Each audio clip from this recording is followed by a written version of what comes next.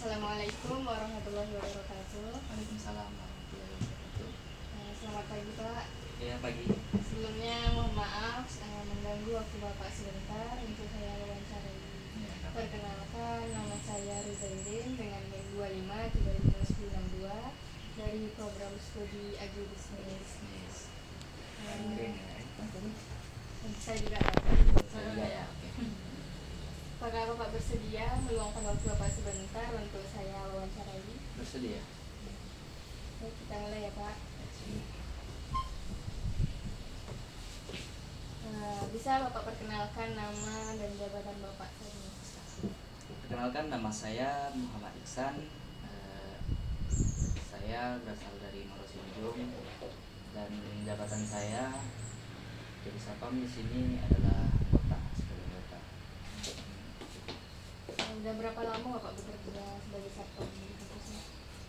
Saya di sini bekerja dari tahun 2025 pada bulan Januari, dan dulu gak salah masuknya tanggal 2 Januari 2025. Bagaimana pembagian jadwal jaga shift di kampusnya Pak? Untuk pembagian jadwal untuk kami yang menjadi anggota itu menjadi 2 shift, shift pagi dan shift malam. Dan 2 shift itu kami bekerja selama 12 jam dari jam setengah 8 sampai jam 6 sore, dan yang shift malam dari jam 6 sore sampai jam setengah 8 pagi. Dan kru kami itu masuknya dari Senin sampai Jumat, dari jam setengah 8 sampai jam 5 sore.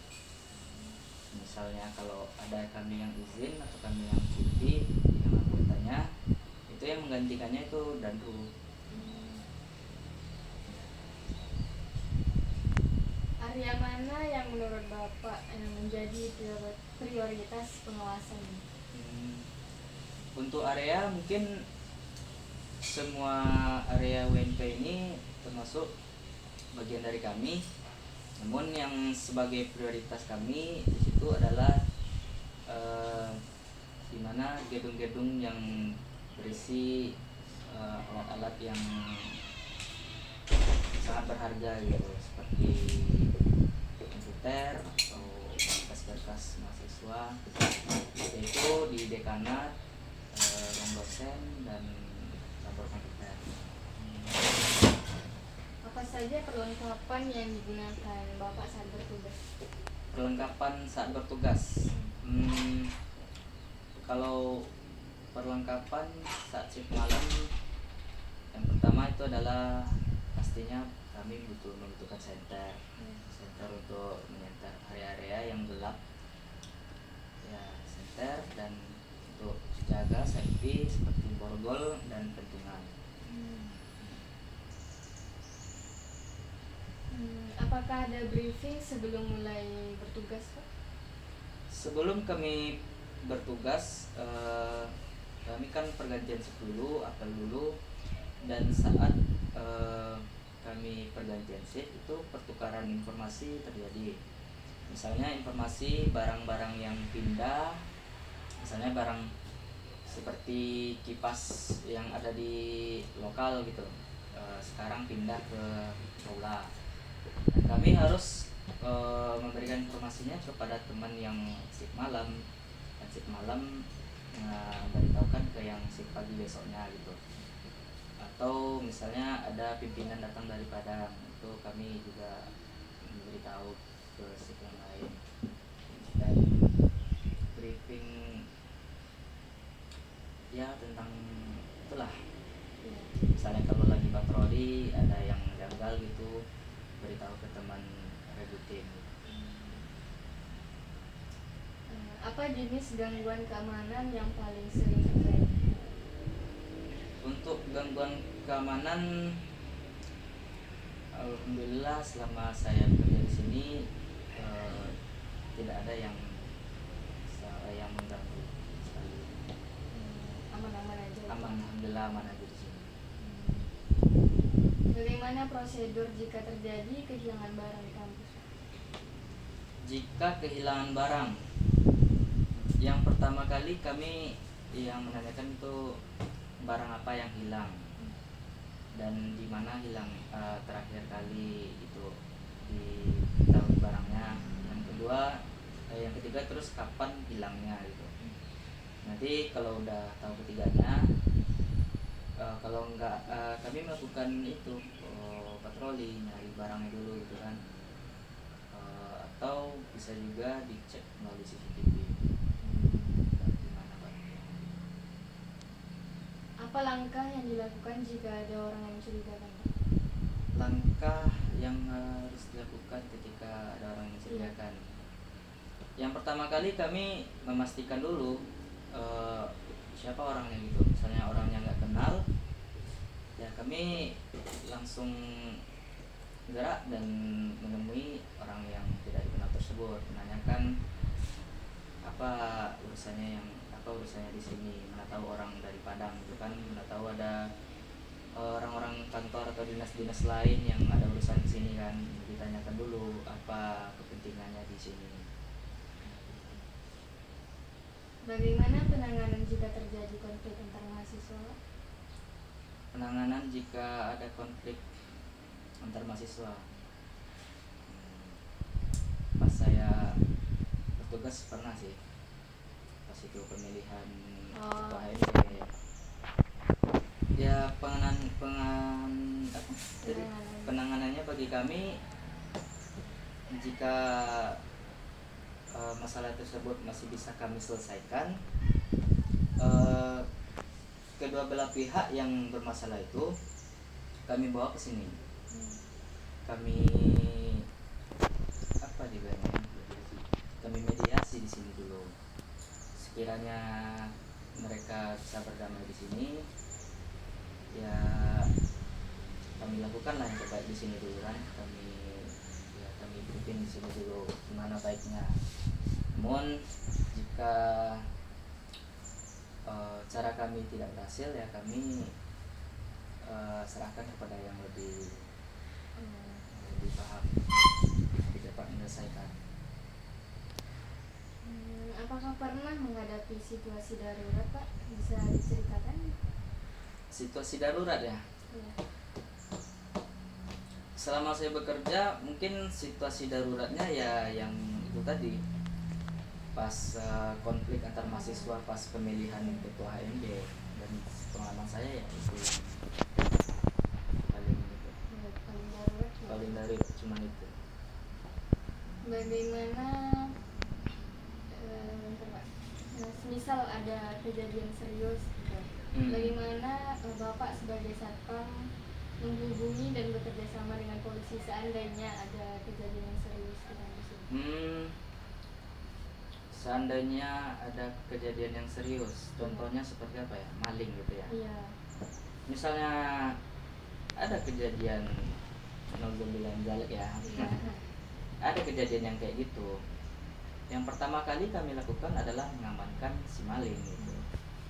Dan setelah mengamankan si maling, kami juga berkoordinasi dengan polisi, Polres, tinggal ditelepon gitu, ditelepon. Apa bagian yang di Polres, Bang Sob? Binmas ya. Kami pun ada nomor Binmas. Lalu kalau pas pelakunya sudah diamankan, kami akan menelpon Binmas dan orang Polres pun datang ke sini untuk menjemputnya. Bagaimana sikap mahasiswa terhadap aturan keamanan di kampus ini, Pak? Sikap mahasiswa terhadap apa tadi? Terhadap terhadap aturan keamanan di kampus ini. Untuk mahasiswa di sini tidak banyak sih yang melanggar aturan yang ada di sini, cuman ada lah gitu. Namun kesalahan mereka yang sebagai contoh, yang pertama merokok sembarangan gitu. Ada sampai yang merokok di dalam gedung gitu. Padahal kami udah letakkan di situ peringatan kalau bahwasanya di kawasan itu tidak boleh merokok gitu. Dan mereka pun kadang ya namanya mahasiswa kan lebih pintar gitu kan dari siswa gitu kan. Mereka pun juga pintar gitu, ngilang-ngilang, pintar juga menyembunyiin barang rokoknya gitu. Jadi pas kami udah nggak merhatiin dia, dia ngambil rokoknya lagi gitu. Dan yang kedua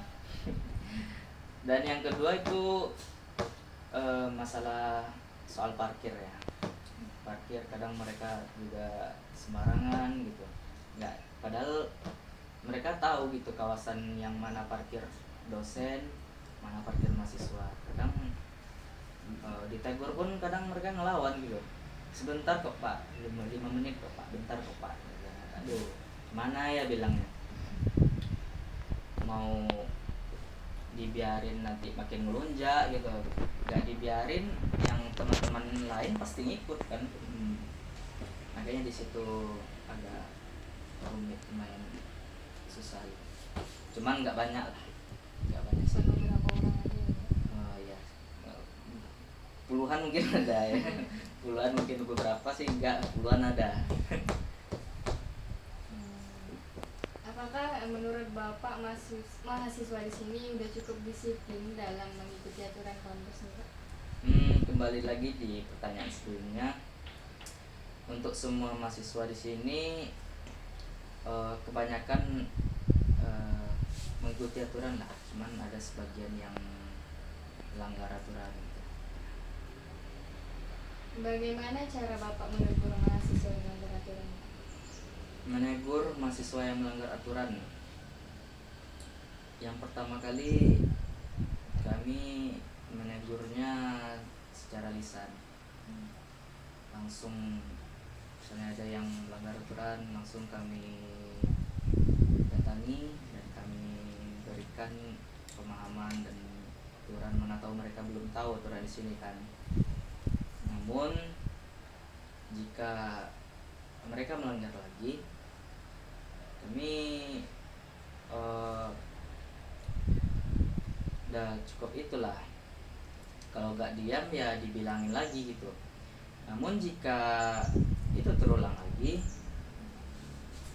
ya seperti yang dikatakan teman saya tadi, jika ada yang melanggar aturan parkir sembarangan, ya jika 1 kali 2 kali ditegur nggak paham, ya yang ketiga kami kempesin bannya gitu. Itulah mainnya. Udah ada yang kayak gitu Pak? Gimana bosok? Ada belum? Ada lah.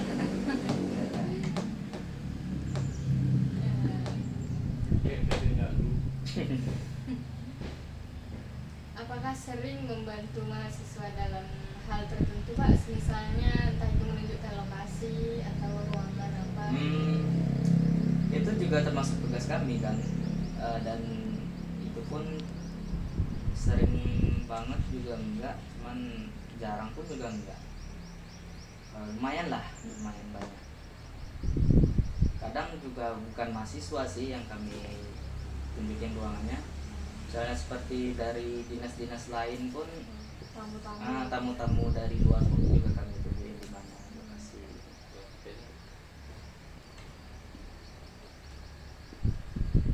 Apa tantangan terbesar dalam menjaga keamanan kampus Pak? Tantangan terbesar, kami di sini juga memiliki tanggung jawab yang cukup besar di sini, dengan barang-barang yang sangat berharga dan harganya yang sangat mahal gitu. Kami benar-benar sangat-sangat ekstra gitu dalam penjagaan, nggak boleh lalai seperti yang terjadi pada sebelum-sebelumnya, walaupun tidak UNP dan itu masih istiqlal kan, ada berangkas yang hilang dan itu sangat-sangat fatal. Makanya dan kami sebagai pengaman di sini sangat-sangat ekstra dan sangat-sangat jeli untuk memperhatikan siapa orang yang masuk dan memperhatikan barang-barang yang ada di sini. Sekiranya barang yang ada di sini tidak pada tempatnya, kami akan menanyakan dulu kepada Tendik atau CS mana pindahnya gitu. Seperti kalau misalnya orang tuh lupa ngasih tahu mana pindahnya, ya gitu. Bagaimana cara Bapak menghadapi tekanan atau situasi sulit saat bertugas? Menghadapi tekanan saat situasi sulit dalam bertugas. Semua pekerjaan mungkin ada tekanannya masing-masing kan, dan cara menghadapi kesulitan dalam menghadapinya itu kembali kepada diri kita masing-masing. Ada yang menghadapinya dengan tenang, dan ada yang menghadapinya dengan panik gitu. Dan kami sebagai pengaman di sini harus memiliki jiwa yang tenang agar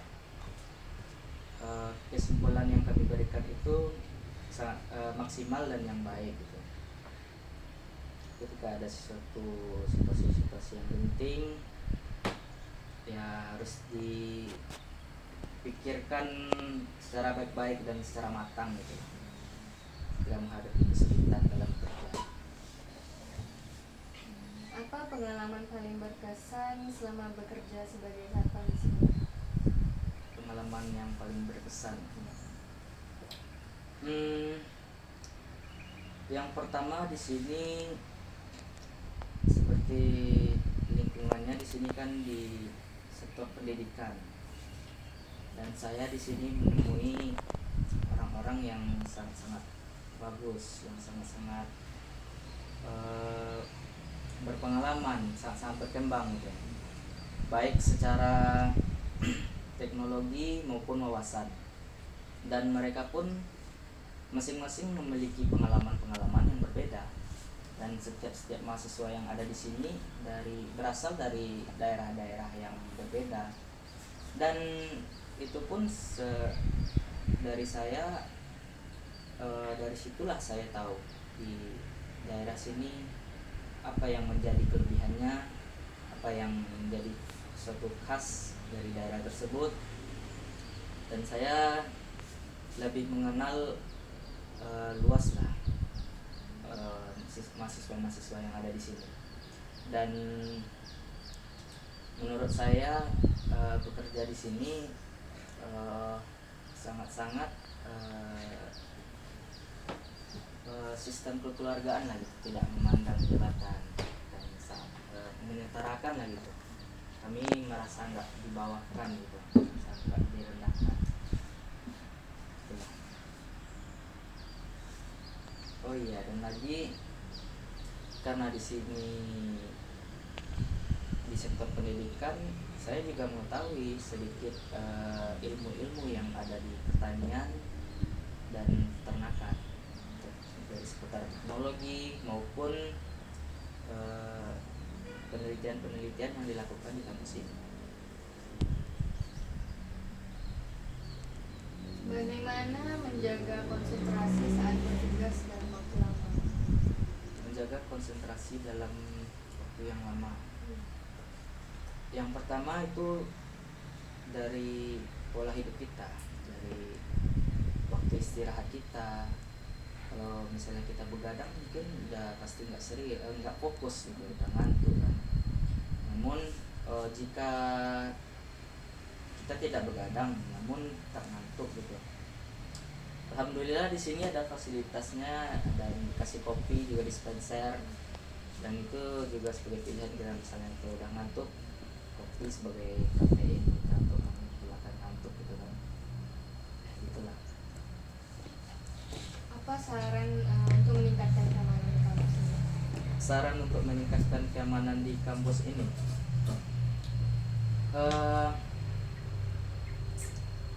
yang pertama, sarannya dalam segi apa gitu? Mungkin yang untuk meningkatkan keamanan di kampus ini sarannya. Oh, yang untuk mahasiswa atau untuk kampus itu? Untuk kampus sih Pak. Untuk kampus. Yang pertama sih lebih inilah hubungan antara mahasiswa dan satpam ini lebih kenal lah gitu. Jadi kami sebagai satpam nggak curiga gitu siapa ini, ternyata mahasiswa baru maba ya. Jadi pesan saya untuk maba-maba masuk ke kampus ini juga nggak terlalu sombong gitu. Walaupun tegur sapa lah setidaknya gitu, nggak sombong, dan kami juga merasa lebih dihargai gitu. Dan untuk kalau kami sudah kenal mahasiswanya, jadi kami juga nggak bingung gitu, apakah itu orang di luar mahasiswa ataupun enggak gitu sih. Apa harapan Bapak terhadap mahasiswa agar lingkungan kampus ini lebih aman? Mungkin itu entahlah motor dia sendiri dikunci ganda gitu. Iya. Kalau untuk kembali pertanyaan tadi sebelumnya, Saran untuk meningkatkan keamanan. saran untuk meningkatkan keamanan bagi mahasiswa ya. Yang pertama itu menaati aturan seperti parkiran. Pernah mahasiswa itu parkir udah terlalu dekat sama gerbang. Kami kan sebagai satpam kan nggak berdiam di satu tempat, kami juga patroli sekali 2 jam gitu. Jadi misalnya sekiranya mereka parkir terlalu dekat dengan gerbang, itu berpotensi dari orang luar untuk mencuri gitu. Soalnya kami kadang nggak di pos gitu, kadang patroli ke bawah keliling gitu kan. Makanya sebagai mahasiswa parkirlah pada tempatnya. Dan juga kalau sekiranya mahasiswa itu membawa orang luar, orang yang bukan mahasiswa sini, melapor dulu ke kami gitu. Dan apa kepentingannya gitu, apa urusannya bawa orang luar ke sini dulu, lapor ke kami dulu demi kebaikan kita bersama. Apa harapan Bapak terhadap mahasiswa agar lingkungan kampus ini lebih aman? Harapan ke mahasiswa dari kampus lebih aman, kembali ke itu tadi, menjaga ketertiban, barang-barang berharga kalian jangan diletakin sembarangan, seperti motor jangan diparkir di kejauhan, apalagi parkirnya di luar gerbang. Walaupun sampai sejauh ini belum ada yang parkir di luar gerbang kan. Gitulah pokoknya, taati aturan, taati parkiran. Kalau ada membawa orang yang bukan mahasiswa sini, melapor dulu ke kami gitu. Nah, menurut Bapak apa yang perlu diperbaiki dari sistem keamanan kampus? Memperbaiki dari sistem keamanan kampus ya. Mungkin ada yang kurang menurut Bapak di bagian ini. Oh gitu. Harus diperbaiki mungkin.